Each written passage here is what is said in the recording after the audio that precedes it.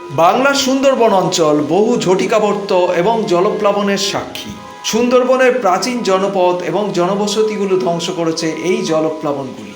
এর মধ্যে অনেকগুলির বিবরণ বাংলার ইতিহাসে পাওয়া যায়। এরকমই একটা জলপ্লাবন দেখা গেছিল 1585 খ্রিস্টাব্দে মুঘল বাদশাহ আকবরের রাজত্বকালের 29তম বর্ষে। একদিন বিকেল থেকে হঠাৎ সমুদ্রের জল বৃদ্ধি পেতে থাকে এবং অল্প সময়ের মধ্যে এমন জলপ্লাবন তৈরি হয় যে নিম্নবঙ্গের বরিশাল থেকে খুলনার অনেক অংশই ভেসে যায়। সেই সময় ক্রমাগত 5 ঘন্টা ঝড় বৃষ্টি এবং বজ্রপাত হয়েছিল।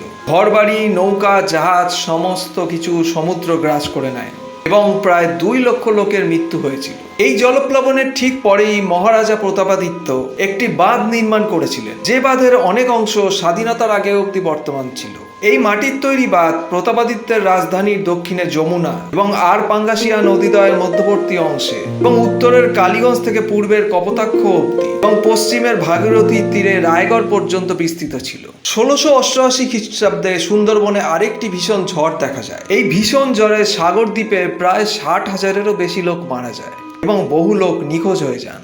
মধ্যযুগের তৃতীয় যে ভয়াবহ সাইক্লোন সুন্দরবনকে তছনছ করে দিয়েছিল সেটি ছিল 1707 খ্রিস্টাব্দে। এই ঝটিকাবর্ত সুন্দরবনের জনবসতি এবং গাছপালা সমস্ত কিছুকেই ধ্বংস করে দেয়। সেই সময় সুন্দরবনে যারা বসবাস করতেন তারা উত্তরের দিকে পালিয়ে যান।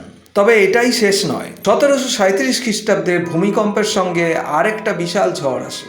তখন বাংলায় ইংরেজদের আগমন হয়ে গেছে। এই ঝড় ইংরেজদের কলকাতা স্থিত এবং হুগলির কারখানাগুলোর বিরাট ক্ষতি করেছিল। এই ঝড়ের সময় গঙ্গার জল প্রায় 40 ফুট ওপরে উঠেছিল এবং 30,000 লোকের মৃত্যু হয়েছিল।